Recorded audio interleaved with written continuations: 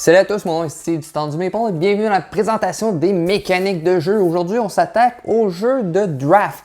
En français, on appelle ça le repêchage. Dans le fond, il y a deux types, premièrement, de repêchage. Il y a le repêchage classique, le draft, je vais l'appeler, il est toujours en anglais en fait. Le draft, c'est que vous allez avoir, souvent c'est des cartes en main, vont être cachées. Vous allez en sélectionner une, la garder, passer le reste. Et l'adversaire va vous donner ses restants. Vous en prenez une, passez le reste, ainsi de suite, jusqu'à temps que vous avez une main de cartes. Ça va être comme dans le classique des classiques, c'est Seven Wonders. Dans Season et Res Arcana, on va avoir ça. Mais il y a aussi d'autres types de draft. On appelle le card drafting, dans le fond. C'est où est-ce que souvent vous allez avoir un jeu ouvert à tout le monde. Donc tout le monde voit ce qu'il y a. Ça peut être des actions que vous allez sélectionner. Ça peut être des tuiles, ça peut être des dés. Donc aujourd'hui, on va couvrir un peu de tout. Je vais couvrir 4 jeux. On va passer du plus simple au plus complexe. On va commencer avec un Azul. J'ai commencé avec le pavillon d'été. Selon moi, c'est celui justement un petit peu plus complexe. Et je vais commencer avec le Azul de base. Mais en ayant acheté pavillon d'été, ça a vraiment tassé le Azul de base de côté. On va y aller avec Adara, qui est un classique de draft, que lui, de manière cachée. On va y aller avec Res Arcana aussi. On va laisser de côté Season, parce que je vais vous le présenter lorsque je vais vous parler du tableau building. Et on va y aller avec Pulsar 2849 pour le draft de dés. Donc, on va commencer avec Azul. Sachez tout de même que King Domino, je vais le représenter dans le placement de tuiles, parce que c'est un excellent pour les débutants. Solar Draft, je ne le présenterai pas, mais c'est un excellent, je vais vous en parler rapidement, c'est un excellent jeu de draft, mais il est difficile à trouver. C'est que vous allez tout simplement faire une galaxie avec des planètes aussi, seulement disponible en anglais. Si vous allez faire des planètes, ils vont avoir des combos entre ceux-ci. Ça va être un draft justement ouvert à tout le monde. Vous allez sélectionner une carte, vous allez en jouer une. En fonction de ceux-ci, vous allez faire des combos entre ceux-ci si vous avez un certain nombre de planètes moyennes, petites ou grosses, ou en dépendant de la couleur aussi. Donc, un bon jeu de draft justement qui joue peut-être en 10-15 minutes, difficile à trouver en anglais. Mais on va commencer avec Azul Pavillon d'été.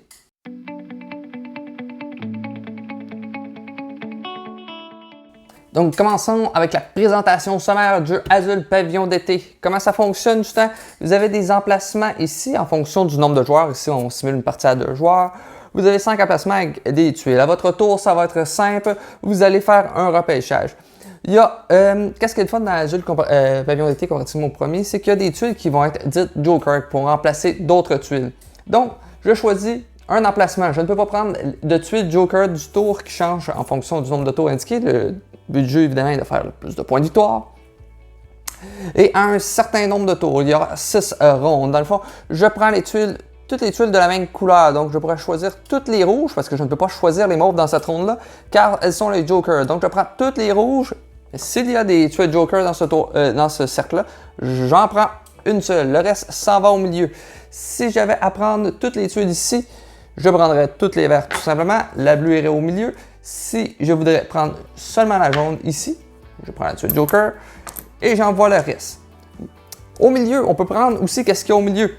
Même principe, si je prends toutes les bleus, par exemple ici, il y a une tuile Joker, je prends avec. Si je suis le premier, je pars avec la tuile premier joueur. Donc à la prochaine ronde, je vais être le premier joueur. Pourquoi je ne choisirais pas ça le plus tôt possible? C'est parce que cette tuile-là vaut moins 4 points à la fin de la ronde. Donc, un petit pensez bien. Après avoir tout repêché les tuiles, c'est simple, vous avez un plateau de joueurs avec des magnifiques étoiles de couleur ici. Comme vous pouvez voir, dans chaque coin, il y a des numéros. C'est le nombre de tuiles de cette couleur que vous allez devoir dépenser. Donc, si l'emplacement 2 rouges, je veux y mettre une tuile, je devrais dépenser seulement 2 tuiles rouges. Par contre, si je veux mettre un emplacement sur 3 rouges, mais que je n'ai pas 3 tuiles rouges, je peux utiliser les jokers comme ici dans cette ronde-là. Je peux utiliser une mauve. Je mets ça tout simplement dans la petite tour qui est fournie par le jeu et je mets ça sur un emplacement ici. Je marque un point de victoire si j'arrivais à un moment, comme si j'avais déjà une tuile, et que j'avais une tuile adjacente à celle-ci. Je compte le nombre de tuiles qui sont adjacentes. Donc, dans ce cas-ci, je ferais 2 points. Mais si j'en place une troisième adjacente à un autre tour, je ferais 3 points. Donc, ça devient plus intéressant de faire se concentrer sur une étoile parce que ça va donner de plus en plus de points. En plus, à la fin de la partie, si vous avez certaines étoiles de compléter, ça vous donne beaucoup de points. Si vous avez la mauve, par exemple, vous faites 20 points de victoire. À la fin d'une ronde, s'il vous reste des tuiles, vous en pouvez en placer 4 pour la prochaine ronde dans les coins. Comme ça, vous pouvez préparer comme la prochaine ronde. Je sais que ça va être les tuiles vertes qui sont Joker, donc je me suis préparé des tuiles vertes pour avoir plus de latitude au prochain tour. Par contre, toutes les tuiles non utilisées vous donnent un point négatif, donc moins un point dans cette ronde-là. Il y a aussi en plus des petits bonus lorsque vous faites tout simplement entourer des piliers. Ici, je vais vous montrer, il y a des piliers, des statues et un autre truc que je ne me souviens pas. En fonction de ceux-ci, vous allez pouvoir piocher des tuiles ici au milieu. Si vous faites des piliers, vous pouvez en prendre un. Les statues, vous allez pouvoir en prendre deux. Si c'est des tuiles Joker dans la ronde, vous pouvez en prendre le nombre que vous voulez. Donc, ça devient très intéressant de quand, entre guillemets, timer d'entourer un pilier. La tuile au milieu, c'est tout simplement une tuile que vous pouvez utiliser n'importe quelle sorte de tuile pour les compléter. Donc, c'est ce qui met fin au jeu. Niveau critique un peu plus, matériel A1, on a un beau petit sac pour piocher, pour renouveler le marché ici. Les plateaux de joueurs, peut-être ça glisse un peu, mais on ne joue pas trop, donc c'est assez bien. Les tuiles d'une grande qualité, très solide. Une petite tour ici pour ranger, fait que tout ce qu'on n'utilise pas, on les met là-dedans et ensuite on va mettre ça dans la boîte qui a un bel insert et vous allez pouvoir ranger ça. Donc au fur et à mesure, vous rangez le jeu en fait. Donc, fort intéressant. Ça joue aussi bien à 2, à 3, à 4. Ça ne joue pas en solo malheureusement, mais c'est justement un excellent jeu d'introduction. Si vous voulez jouer avec vos parents, je vous conseille plus Azul, le jeu de base, je vous dirais. Mais sinon, si vous comprenez un peu les jeux, je vous dirais qu'Azul Pavillon d'été est le meilleur de la trilogie. Un excellent jeu de draft, de draft de composantes, c'est même pas des tuiles. Je vous dirais, mais c'était un excellent jeu de draft.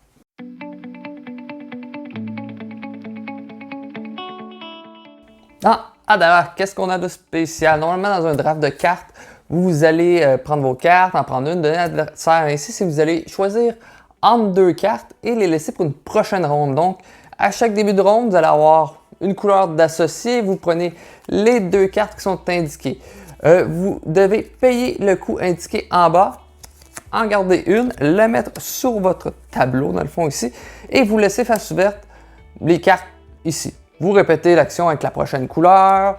Vous pouvez prendre une carte en payant le coup, mais aussi vous pouvez, à un moment donné, vous allez manquer d'argent. Donc, vous allez devoir discarter des cartes pour gagner de l'argent. Vous allez faire ça comme ça. Au bout d'une ronde, il va rester seulement les cartes, dans le fond, au milieu qui vont être face visible ici. Ensuite, avec ça, chaque carte, comme vous pouvez voir, a des petits symboles avec un chiffre en haut. Ça indique combien vous avancez sur les tracks. Parce que vous avez un merveilleux plateau de joueurs comme ça, vous allez avoir un jeton qui va faire monter les tracks. Il y a la track dans le fond de l'argent. C'est à chaque phase que je vous parlais, vous allez gagner de l'argent. La track militaire, de culture et d'alimentation. À quoi qu'elles servent ces tracks-là? Après avoir, dans le fond, pioché une carte dans chacune des couleurs, vous allez faire une phase de revenu. Vous gagnez tout simplement l'argent en fonction de votre track jaune. Donc, si vous n'avez pas augmenté votre track jaune au début, vous n'allez pas avoir beaucoup d'argent pour la prochaine phase. Il y a ensuite la phase militaire, c'est que vous allez rencontrer des villages. Si vous avez assez de symboles ici, vous allez soit faire un pillage ou une alliance. Pillage, c'est que ça vous donne de l'argent indiqué. Si vous faites une alliance, vous allez dépenser de l'argent. Qu'est-ce que ça vous permet? C'est de monter sur des tracks de manière aléatoire, on ne sait pas. Mais en plus de gagner des points de victoire de plus en bas. Plus que la partie avance, plus vous allez accumuler de cette track-là, et plus les tuiles qui sont chères avec cette track-là sont élevées, plus c'est payant évidemment. Et il y a ensuite la culture, qui est la track bleue. C'est que ça va vous permettre avec cette petite track-là, vous allez mettre un jeton d'une certaine couleur, ça pourrait être le jaune, et vous allez augmenter sur cette track-là du nombre indiqué. Ça peut être aussi des points de victoire. Ensuite, on refait la même chose, mais là, vous allez choisir quelle couleur que vous voulez au tour. Donc, vous allez pouvoir reprendre les cartes que vous aviez laissées auparavant. Donc, une petite différence. Ça, c'est la petite twist intéressante dans Hadara, c'est que vous allez pouvoir récupérer les cartes que vous avez mis de côté. Aussi, petite subtilité, on va vous inciter à prendre des cartes de la même couleur parce que le coût sera diminué de 1 par nombre de cartes que vous avez sur votre tableau. Donc, intérêt de prendre toutes les mêmes cartes. Par contre, les cartes vertes, eux, vont vous limiter au nombre de cartes que vous avez. Parce que la carte de l'alimentation va nourrir vos cartes. Donc, si vous avez 9 cartes sur votre tableau, mais vous avez 8 de nourriture, vous allez perdre 2 cartes à la fin d'une manche. Aussi, il y a une certaine chose qui vous permet d'acheter des jetons qui vont donner des points de victoire en fin de partie, comme ça pourrait être donne la moitié des points en fonction d'une track. Donc, si j'ai mis un jeton bleu, puis ma track bleue à la fin de la partie vaut 14, je marque 7 points. Il y a aussi des jetons qui vont vous donner 7 points de victoire par 7 complets de cartes. Donc, si vous avez une couleur de chaque, mais 2 fois, ça va vous donner 14 points en fin de partie. Donc, cette partie-là vous incite à vous diversifier, alors que je vous parlais qu'il y avait une certaine manière que c'était mieux de vous focusser sur une certaine track. Donc, il y a trois âges qu'on répète ça. Donc, les choses de fun dans ce jeu-là, les petites tracks, j'ai toujours aimé ça, c'est des phases de revenus, donc on va avoir un sentiment qu'on gagne de plus en plus d'argent d'âge en âge. Aussi, vu que les âges sont séparés, les cartes deviennent de plus en plus fortes. Les cartes mauves qui donnent des petits pouvoirs très le fun ou encore plus d'avancement sur les tracks. Donc, un petit jeu, je vous dirais, pas pour les débutants, parce que c'est un petit peu lourd. Si c'est présenté par quelqu'un qui connaît plus ça, il n'y aura pas de problème. Les gros gamers vont aimer ça, mais présentement, peut-être un problème, un petit peu de rejouabilité dans le jeu. Je sais qu'il y a des extensions qui rajoutent des cartes. Ce qui est le fun, c'est que si vous jouez à 2, vous ne verrez pas toutes les cartes, donc vous ne verrez pas toutes les possibilités qui sont intéressantes. C'est un jeu de 45 à 60 minutes, peu importe le nombre de joueurs, je joue 2 à 5. Donc, c'était Adara.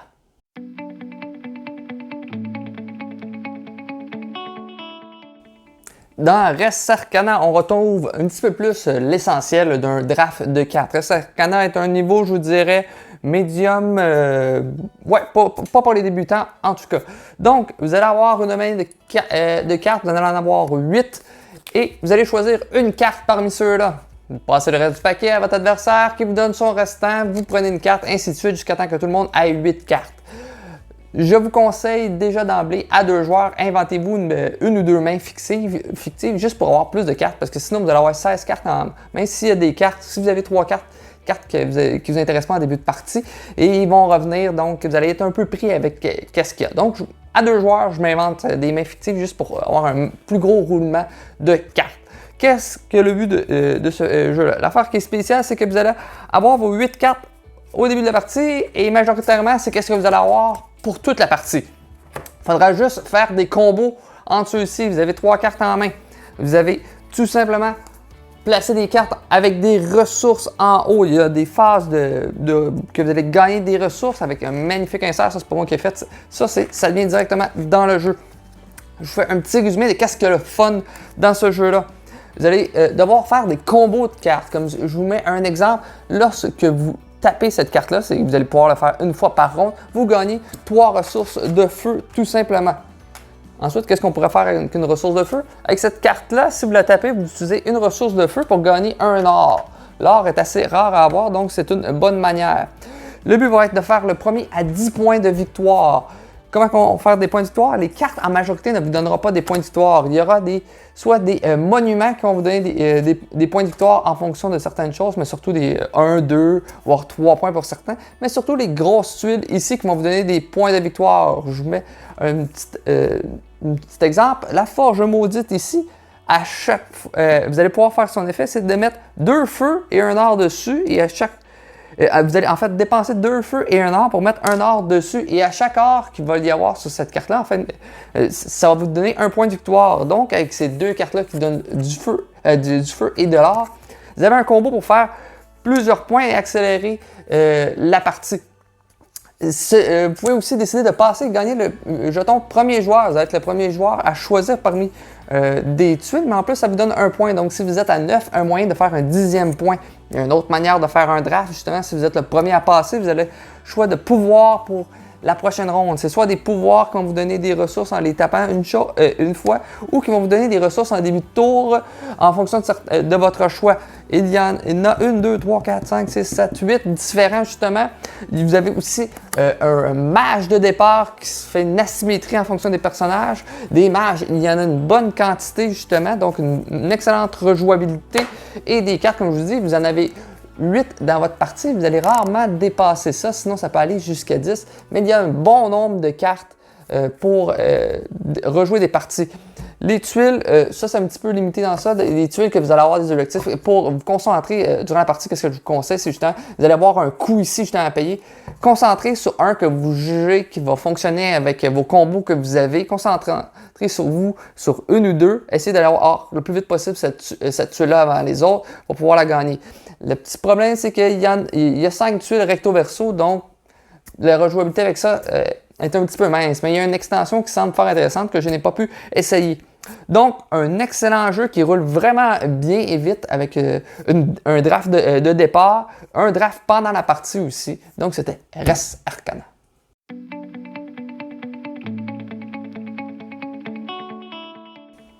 Finalement, mon jeu expert Pulsar 2849.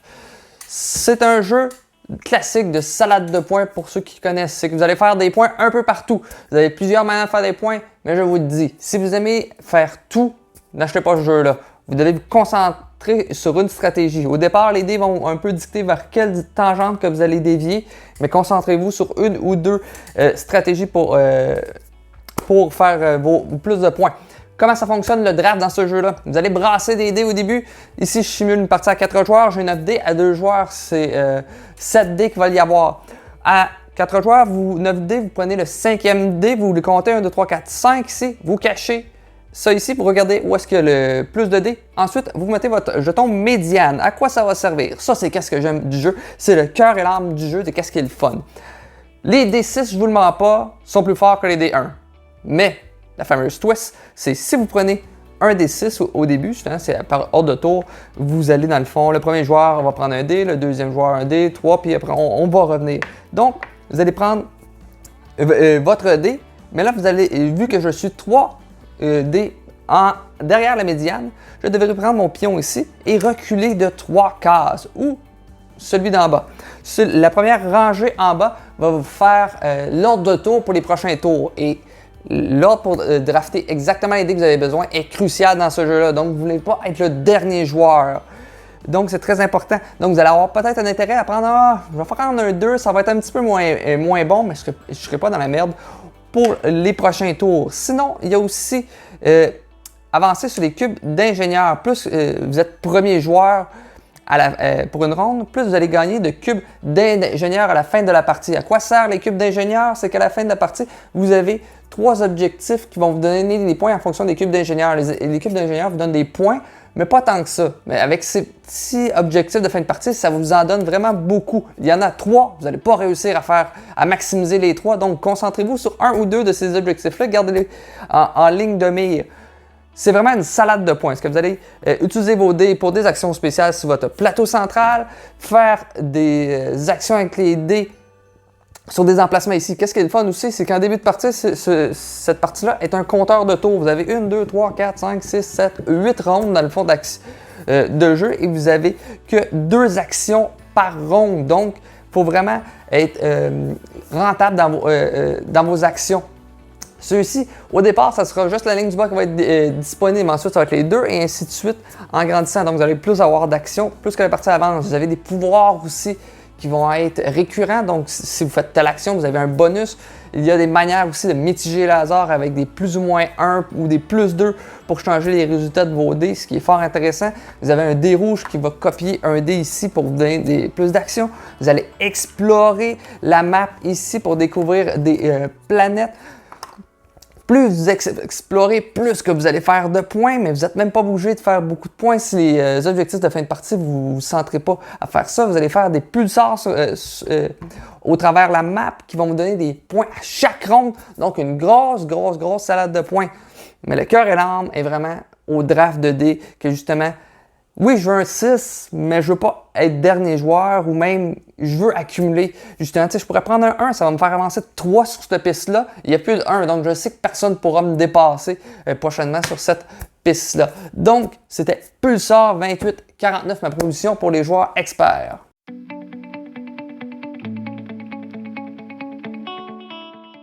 Voilà, c'était la présentation de la mécanique du draft. Je vous dirais que c'est pas une mécanique que j'affectionne énormément en général. J'aime surtout quand c'est une petite mécanique qui fait partie du jeu. Un petit peu comme dans Terraforming Mars où est-ce que vous allez avoir des cartes sélectionnées, mais ce n'est pas le cœur et l'âme du jeu. Mais il y a des exceptions. Pulsar et Grand Austria Hotel sont d'excellents jeux de draft de dés. Justement, peut-être dans le draft de dés, j'aime vraiment ça. C'est plus intéressant comme ça. On n'est pas limité à... Souvent, dans les jeux de dés, on brasse les dés, on vit avec ce qu'on a. Que dans le draft, on brasse un gros bassin de dés, on choisit dans ceux-là. Donc, une manière de mitiger le hasard ou choisir les actions qu'on veut. Donc, le draft est vraiment intéressant à ce moment-là. Souvent, c'est peut-être une mécanique que j'affectionne dans les jeux un petit peu plus légers, justement, d'introduction. Ou des jeux tout simplement qu'on peut appeler simples, qui restent excellents, comme dans King Domino, justement, qui est un jeu simple, qui le draft rend ça est vraiment bon, mais c'est justement, je veux dire, dans King Domino, justement, c'est 50% du jeu, le placement de tuiles est intéressant. Donc, je vous demande à vous, quel est votre jeu de draft favori? Donc, moi, je vous ai dit, Pulsar et Grand Austria Hotel sont mes favoris. Mais vous, quel est votre jeu de draft favori? En espérant que cette vidéo vous aura instruit justement sur comment fonctionne la mécanique de draft, dans comment on peut la retrouver, soit avec des cartes tout simplement, ou avec des actions, des tuiles, des dés. Il y a une pléthore de manières d'utiliser le draft. Donc, on se retrouve dans une prochaine vidéo. Ciao!